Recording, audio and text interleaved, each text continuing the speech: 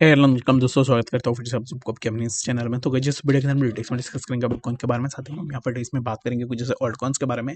और यहाँ पर डिटेल्स में डिस्कस करेंगे कि एक्जैक्टली बीटीसी एंड बाकी ऑल्ट्स के प्राइस अंदर क्या नेक्स्ट मूवमेंट हमें देखने को मिलेगा। और अभी इस टाइम पे अगर आप किसी भी ऑल्ट पे एंट्री लेने का सोच रहे हो तो क्या अभी इस टाइम पे एंट्री ले सकते हो या नहीं, तो उसके ऊपर पूरा डिटेल्स में इस वीडियो के अंदर डिस्कस करने की कोशिश करेंगे और जानेंगे कि नेक्स्ट हमें बीटीसी एंड बाकी ऑल्ट्स के प्राइस के अंदर क्या मूवमेंट देखने को मिलेगा। तो ये सब चीज़ों को पूरा डिटेल्स में अगर आपको जानकारी चाहिए तो फिर इस वीडियो को बिना स्किप किए पूरा एंड तक जरूर से देख लेना, ठीक है। तो बाकी बहुत सारे लोगों का ये क्वारी है कि एक्जैक्टली बीटीसी के अंदर जो सडन अब इस टाइम पे मूवमेंट हुई है तो इसके पीछे रीजन क्या है, ठीक है। तो बाकी यहाँ पर अगर आपको पूरा डिटेल्स में इसके ऊपर जानकारी चाहिए ना, तो फिर आप मॉर्निंग के वीडियो को जाके भी थोड़ा एक बार उठा के देख लेना, जहाँ पर मैंने बार बार आपको बताया कि मैं स्टिल बीटीसी को लेकर बेयरिश हूँ और बाकी यहाँ पर सिमिलर काइंड ऑफ मूवमेंट्स जो है हमें मार्केट के अंदर देखने को मिलेंगे। इट्स टू बी ऑब्वियस, यहाँ पर इसमें कुछ भी स्ट्रेंज होने वाली नहीं है, ठीक है। तो बाकी अगर आपने एंट्री लिया होगा तो अभी इस टाइम पे जो है यहाँ पर मेरे हिसाब से ना आपको अपना प्रॉफिट को बुक जरूर से कर लेनी है। तो बाकी नेक्स्ट क्या मूवमेंट हमें बीटीसी में देखने को मिलेगा तो उसको यहाँ पर पूरा ब्रेक डाउन कर लेते हैं।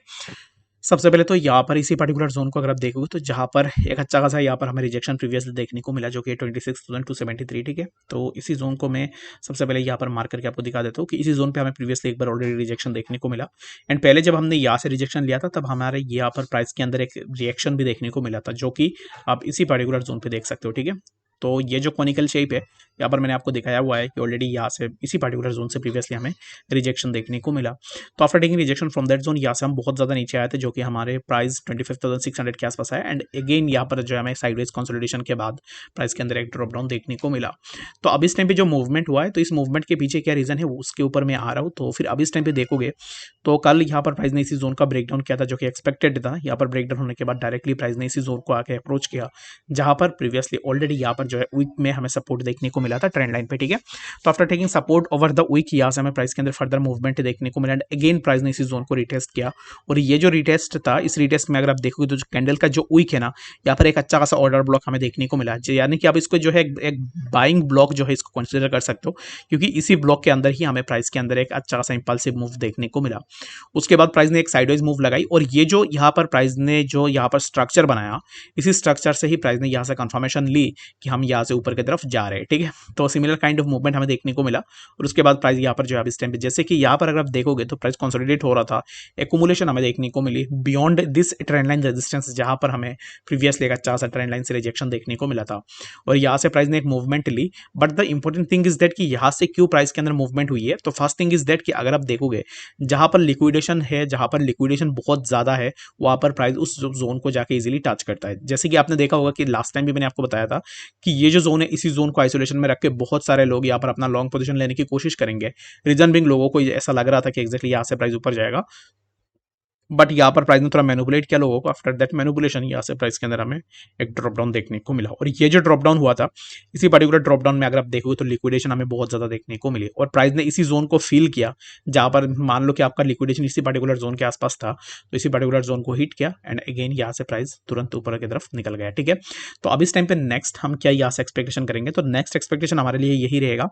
कि प्राइस यहाँ पर मैं अब इस टाइम पे बीटीसी को लेकर बेयरिश हूँ, still I am bearish on BTC. और बाकी ये जो मूवमेंट हुआ है इस मूवमेंट के ऊपर हमने मॉर्निंग में भी डिस्कस किया था कि एक्जैक्टली सिमिलर काइंड ऑफ चीजें हम एक्सपेक्ट कर सकते हैं, ठीक है। तो अब इस टाइम पे राइट नाउ हम ये एक्सपेक्टेशन करेंगे कि प्राइस अब इस टाइम पे जहाँ पे चल रहा है यहाँ से प्राइस और भी थोड़ा ऊपर जा सकता है, जो कि 26,300 मैक्सिमम जो लिमिट रहेगा मेरे लिए, जो मैं अभी इस टाइम पे एक्सपेक्ट कर रहा हूँ वो रहेगा 26,400, ठीक है। तो 26,400 ये मेरे लिए मैक्सिमम लिमिट है, बियॉन्ड दिस जोन बीटीसी के प्राइस को नहीं जानी चाहिए। बाकी अगर प्राइस जाता है तो वेल एंड गुड, यहाँ पर हमें नहीं पता है, बट अकॉर्डिंग टू एनालिसिस अगर आप देखोगे तो price should have to react on those zones जहाँ पर मैंने ऑलरेडी मार्क करके रखा हुआ है। इसी जोन पे तो ऑलरेडी प्राइस ने एक बार रिएक्ट भी किया है, तो अब इस टाइम पे प्राइस एक्यूमुलेट होने की कोशिश कर रहा है, और ये जो कैंडल्स देख रहे हो ना, ये कैंडल्स वही कैंडल्स है जो अब इस टाइम पे जो है यहाँ पर लोगों को मैनिपुलेट कर रही है।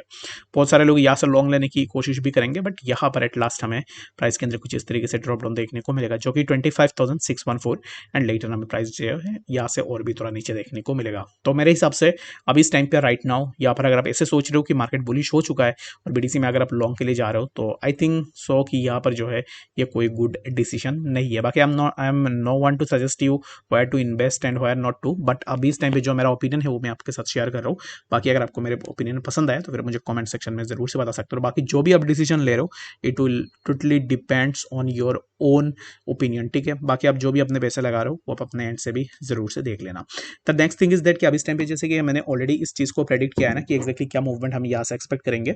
The most important thing about this price movement is that कि अभी यहाँ पर क्या है कि सबसे पहले तो इसी कैंडल को अगर मैं कॉन्फ्लुएंस में लेता हूँ ना, तो इसी कैंडल को मैं कॉन्फ्लुएंस में ले लेता हूँ। ये जो कैंडल है ना, ये जो रेड कैंडल आप देख रहे हो, इसी रेड कैंडल को अगर आप देखोगे तो इसके अंदर वॉल्यूम बिल्कुल भी नहीं है, ठीक है।